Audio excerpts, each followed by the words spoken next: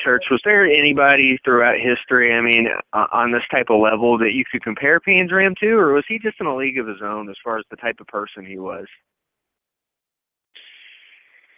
From my views, there's not that many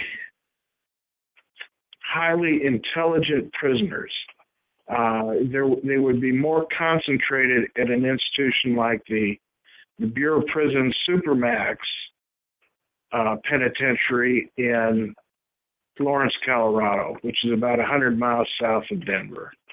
And down there you've got leaders with different prison gangs and very sophisticated prisoners that are so dangerous they can't be held in maximum security penitentiaries like Atlanta, Georgia, Lompoc, California, Leavenworth, Kansas. They have to go to a place like the Supermax, which is the end of the line. So down there, you've got some very sophisticated intellectuals, and they're in a league of their own. But if you go to any major prison,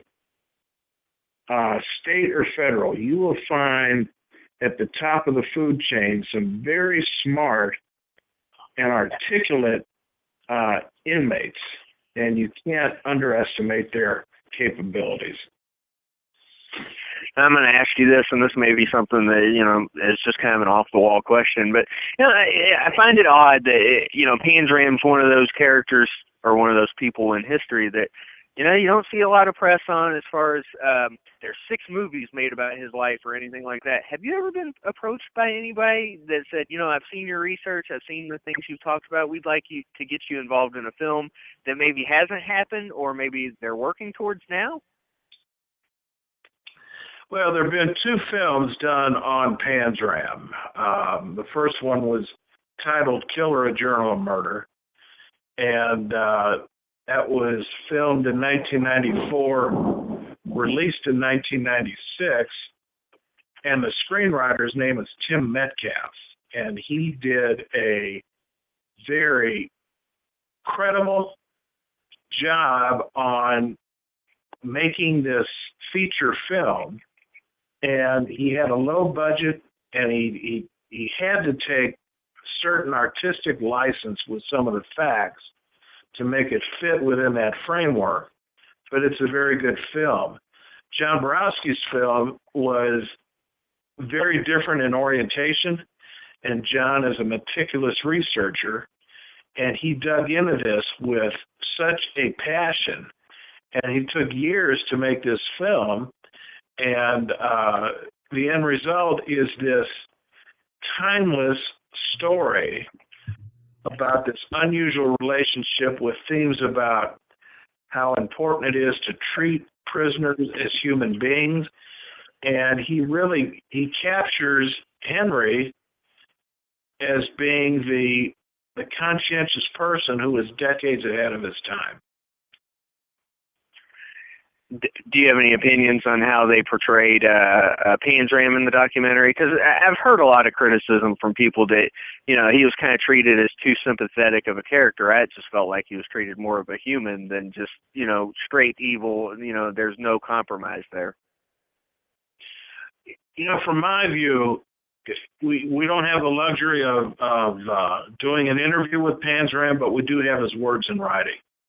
And that's why I have so much respect and admiration for what John Borowski did by taking these words and putting pictures and stories together, and the interviews he did with other people who know a lot about this story. John made a masterpiece with that. Can you kind of give me an idea of how much involvement you had with the actual movie? Obviously, people, saw your parts where you're talking about Panzram and things like that in the prison system, but like actual time spent on it, were you a collaborator? How'd that work for you?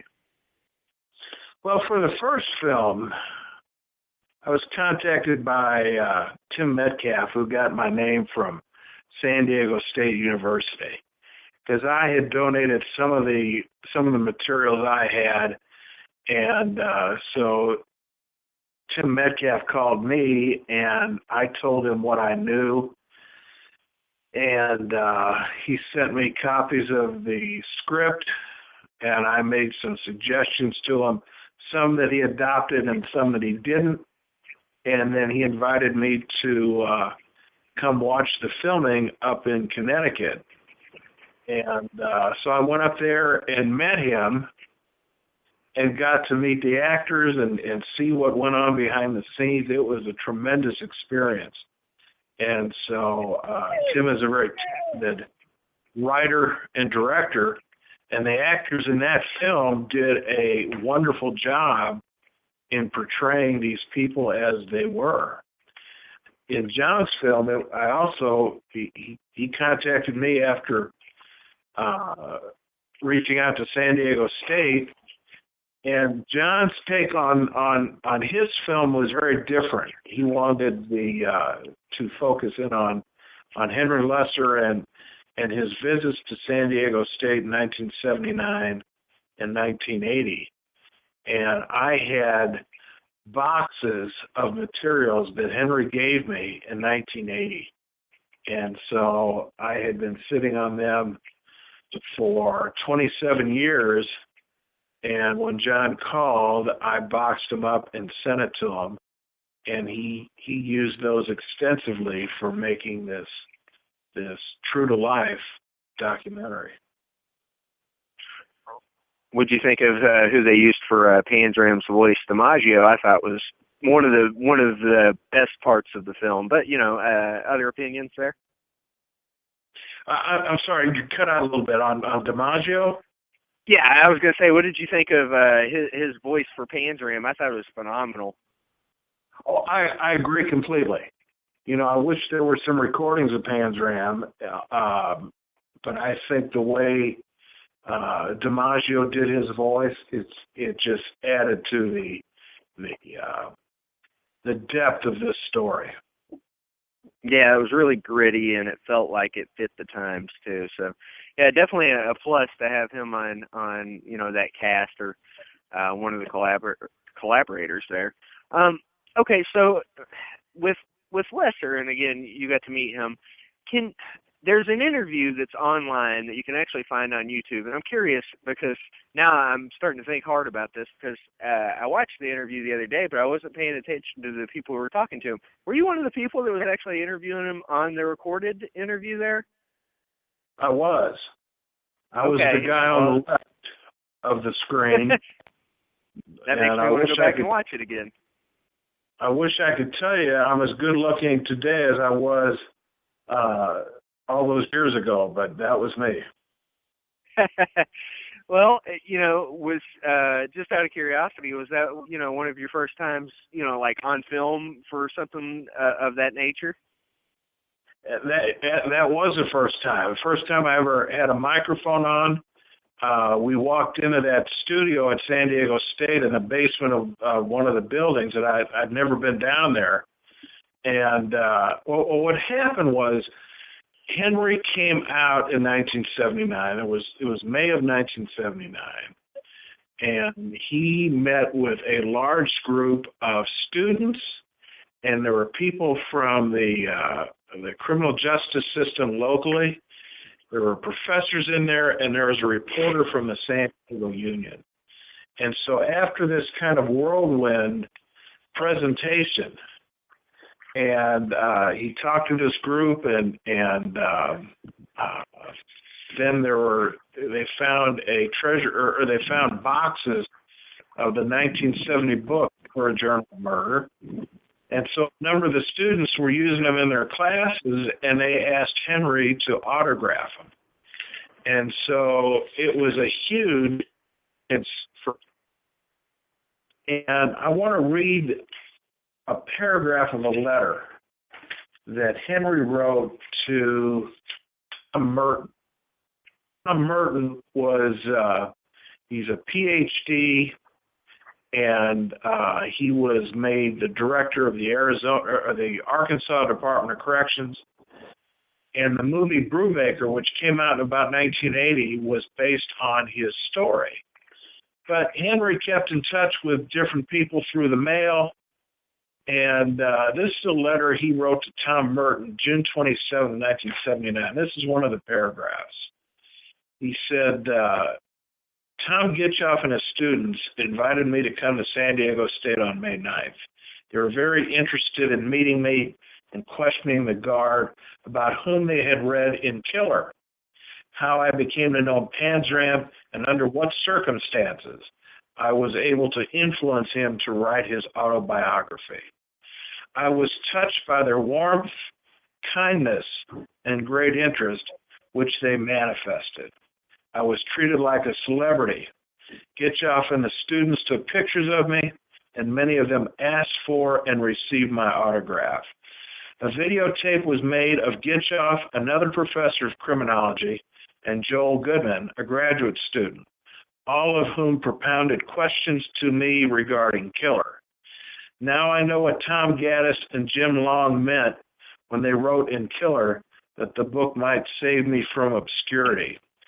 Gitchoff had also arranged for a San Diego Union reporter to sit with the students during my appearance before them, encloses a copy of the write-up. The reporter erroneously referred to me as a, quote, clothing merchant, end quote, instead of a, quote, clothing salesman, end quote. Inasmuch as he upgraded me, I'll forgive him for his error. I think you wrote an excellent article of which Panzram, I'm sure, would have approved. Cannon, the writer of the article, incorporated it in the heart of Panzram's writing philosophy and beliefs. That was very good. Thank you for reading that to us. And it actually made me kind of question something, because a lot of times whenever I interview anyone, no matter what walk of life it's in, afterwards I think to myself, damn, I wish I would have, asked that question or that question. I wish I had more time, or whatever the case may be. So I just want to ask you, whether in the interview, the famous interview, or just any other time you talked to Henry, was there anything that you wish you had asked him that you never got the opportunity to? Maybe it came to you later? That's a very good question, and I viewed that tape again today in preparation for this.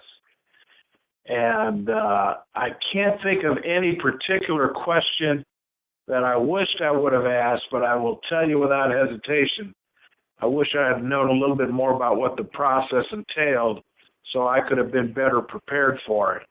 And but I was sitting with somebody I had such great respect for, and I had no idea what was going to become of that tape. And there's an interesting story about how I had that tape and the significance of it. And I'll digress for a moment. When John contacted me in 2007, I gave him everything I had, and I said, I've also got a VHS version of the interview, and I can't remember today where I got it. But anyway, he contacted San Diego State, and I had some communications with him. To make a long story short, San Diego State did not retain the master of that interview. So I had the only known copy of that 1979 interview, and John used that to make his film. That just tells you how important that interview was. And, I don't know if, well, you kind of touched on how important you thought it was at the time, but looking back, can you kind of talk about how important you thought it was at the time then and how important you think it is now? Well, from my view, Henry was walking history, because I knew of his background. I knew what it was like to be a jail officer, so I could speak his language and I could relate to him on that level. But I was 25 years old, was finishing up graduate school. I was working full-time on the midnight shift, and so I really didn't have any concept then as to how significant this was.